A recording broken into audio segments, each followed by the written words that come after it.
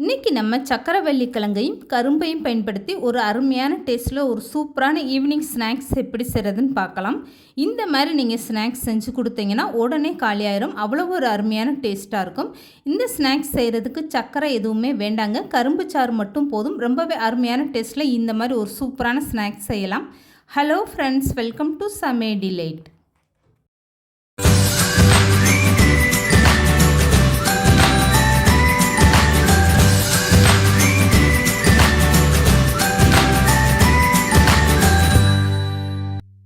இப்போ இந்த ஸ்நாக்ஸ் செய்கிறதுக்காக 2 சக்கரவள்ளி கிழங்கு எடுத்துக்கோங்க. இதுக்கப்புறமா இந்த ஸ்நாக்ஸுக்கு எந்த அளவுக்கு இனிப்பு வேணுமோ அதுக்கேற்ற மாதிரி நீங்கள் கரும்பு எடுத்துக்கோங்க. இப்போ இந்த சக்கரவள்ளி கிழங்குல இருக்கக்கூடிய தோலெல்லாம் நீக்கிட்டு நல்லா கழுவிட்டு இந்த மாதிரி ரவுண்டாக நீங்கள் கட் பண்ணி எடுத்துக்கோங்க. இப்போ நான் எடுத்து வச்சுருந்த கரும்பையுமே நல்லா தோல் நீக்கிட்டு இந்த மாதிரி சின்ன சின்ன பீஸாக கட் பண்ணி எடுத்து வச்சுருக்கேன். இதை அப்படியே ஒரு அரை கிளாஸ் அளவுக்கு தண்ணி மட்டும் சேர்த்துட்டு மிக்ஸி ஜாரில் நல்லா அரைச்சி எடுத்துக்கோங்க.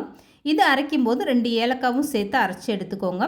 இப்போ சக்கரவள்ளி கிழங்கு வேக வைக்கிறதுக்காக ஒரு இட்லி பாத்திரத்தில் கொஞ்சமாக தண்ணி சேர்த்துக்கோங்க.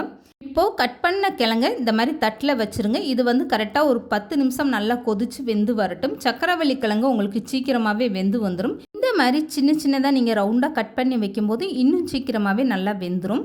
இப்போ கிழங்கு எல்லாமே இட்லி தட்டில் சேர்த்துட்டு மூடி போட்டு இதை அப்படியே தண்ணி கொதிச்சதுக்கப்புறம் ஒரு 10 நிமிஷம் கரெக்டாக டைம் வச்சு வேக வச்சு எடுத்துக்கோங்க.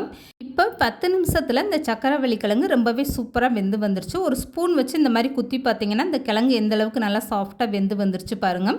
இதுக்கப்புறமா இந்த கிழங்கு அப்படியே நீங்கள் வெளியில் எடுத்து நல்லா ஆற வச்சுருங்க. கிழங்கு இந்த அளவுக்கு நல்லா குலைவாக வெந்து வந்தால் தான் இந்த கிழங்கை மசிச்சு விடும்போது உங்களுக்கு நல்லா சாஃப்டாக சீக்கிரமாகவே மசிஞ்சு வந்துடும். இப்போ இந்த கிழங்கு எல்லாமே அப்படியே எடுத்து ஒரு பாத்திரத்தில் மாற்றி எடுத்து வச்சுக்கோங்க. இப்போது வேக வச்ச கிழங்கை இந்த மாதிரி ஒரு ஸ்பூன் போட்டு நல்லா மசிச்சு எடுத்துக்கோங்க. அப்படி இல்லைன்னா கை போட்டு கூட நல்லா மசிச்சு எடுத்துக்கோங்க. கொஞ்சம் கூட கெட்டிகள் இல்லாத அளவுக்கு இந்த கிழங்கை நல்லா மாவாட்டம் மசிச்சு எடுத்து வச்சுக்கோங்க. இந்த கிழங்கோட சீசன் இருக்கும்போதே இந்த மாதிரி ஒரு ஸ்நாக்ஸ் செஞ்சு நீங்கள் சாப்பிட்டு பாருங்கள். சாப்பிட அவ்வளோ ஒரு அருமையான டேஸ்ட்டாக இருக்கும். இப்போ சக்கரவள்ளி கிழங்கு எல்லாமே நல்லா மசிச்சு விட்டாச்சு. இது கூடவே ஒரு வாழைப்பழம் நல்லா பழுத்த வாழைப்பழமாக சேர்த்துக்கோங்க. நான் நாட்டு வாழைப்பழம் சேர்த்துருக்கேன். நீங்கள் புளிப்பு இல்லாத எந்த வாழைப்பழம் வேணாலும் சேர்த்துக்கோங்க. இப்போ இந்த வாழைப்பழத்தை சேர்த்துட்டு நல்லா மசிச்சு எடுத்துக்கோங்க. இந்த மாதிரி நல்ல மாவாட்டம் நீங்கள் மசிச்சு எடுத்துக்கோங்க. வாழைப்பழம்லாம் சேர்த்து செய்யும்போது இந்த ஸ்நாக்ஸ் சாப்பிட அவ்வளோ ஒரு அருமையான டேஸ்ட்டாக இருக்கும். இந்த மாதிரி ஸ்நாக்ஸை நீங்கள் செஞ்சுட்டு இதை 2 நாள் வரைக்கும் நீங்கள் வச்சுருந்து சாப்பிடலாம், கெட்டே போகாது. இப்போ வாழைப்பழம் கிழங்கெல்லாம் சேர்ந்து நல்லா மசிச்சு விட்டாச்சு. இது கூடவே அரை கப் அளவுக்கு பொடியான ரவை சேர்த்துக்கோங்க. இப்போ இது கூடவே அரைச்சி எடுத்து வச்சுருக்க கரும்பு சாறை சேர்த்துக்கோங்க. நான் அரை கிளாஸ் அளவுக்கு தண்ணி சேர்த்துட்டு அரைச்சி எடுத்திருக்கேன். கரும்பு சாறில் இருக்கக்கூடிய இந்த மாதிரி சக்கையெல்லாம் நீங்கள் பிழிஞ்சிட்டு நல்லா வடிகட்டி இந்த கரும்பு சாறை வெளியே எடுத்து வச்சுக்கோங்க. இப்போ எடுத்து வச்சுருக்க இந்த கரும்பு சாறை கொஞ்சம் கொஞ்சமாக ஊற்றிட்டு இதை நல்லா கலந்து கொடுத்துருங்க. இந்த கரும்பு சாறை அரைக்கும் போது குறைவான தண்ணி சேர்த்து அரைச்சி எடுத்துக்கோங்க. அப்போ தான் கரும்பில் இருக்கக்கூடிய முழுமையான இனிப்பு உங்களுக்கு கிடைக்கும். இப்போ கரும்பு சாறு சேர்த்துட்டு இந்த மாதிரி நல்லா கலந்து கொடுங்க. இந்த நேரத்தில் ஏலக்காய் தூள் இருந்தால் 1/4 ஸ்பூன் அளவுக்கு ஏலக்காய் தூள் சேர்த்துக்கோங்க. அப்படி இல்லைன்னா நீங்கள் கரும்பு அரைக்கும் போதே அது கூட 2 ஏலக்காய் சேர்த்து அரைச்சி எடுத்து வச்சுக்கோங்க. இப்போ கொஞ்சமாக இன்னும் கொஞ்சம் கரும்பு சாறை சேர்த்துட்டு நான் ஒரு டைம் நல்லா கலந்து கொடுத்துட்றேன். எடுத்து வச்சுருக்க அம்புட்டு கரும்பு சாறுமே நீங்கள் சேர்க்க வேண்டாம். இது கூடவே 1 ஸ்பூன் அளவுக்கு கருப்பு எள்ளு அப்படி இல்லைன்னா வெள்ளை எள்ளு சேர்த்துக்கோங்க. இப்போ அரை கிளாஸ் அளவுக்கு காய்ச்சி ஆற வச்ச பால் சேர்த்துக்கோங்க. இதெல்லாமே சேர்த்துட்டு ஒரு டைம் நல்லா கலந்து கொடுத்துருங்க. இந்த ரவை சேர்த்துருக்கிறதுனால இது நல்லா ஊறி வரும்போது உங்களுக்கு இந்த மாவு நல்லா கெட்டியாகிட்டு வரும். இப்போ கலந்து கொடுக்கும்போது பாருங்கள் எந்த அளவுக்கு மாவு நல்லா தண்ணியாக இருக்குன்னு. இதை அப்படியே குறைஞ்சது ஒரு 15 நிமிஷம்னாலும் நல்லா ஊற வச்சுருங்க.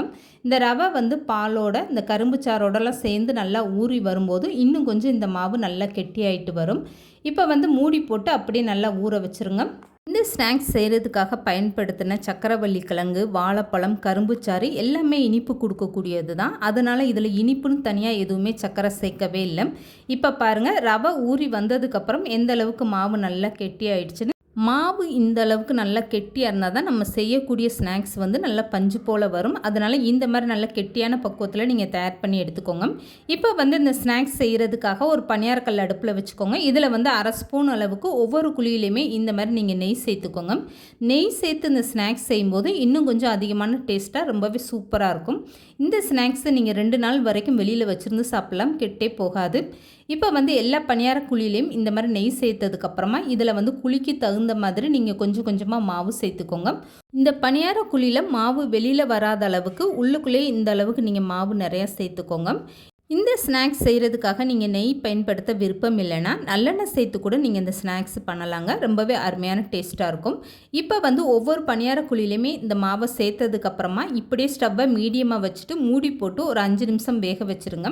இப்போ வந்து 5 நிமிஷம் வந்து நல்லா வெந்துருச்சு. இதுக்கப்புறமா மூடி ஓப்பன் பண்ணிவிட்டு பாருங்கள், ஒரு பக்கம் நல்லாவே வெந்துருச்சு. இதுக்கப்புறமா நீங்கள் மறுபக்கம் இந்த பணியாரத்தை அப்படியே நல்லா திருப்பி விடுங்க. இந்த மாதிரி 2 பக்கம் நல்லா செவந்து வர வரைக்கும் திருப்பி விட்டு பொரிச்சு எடுத்துக்கோங்க.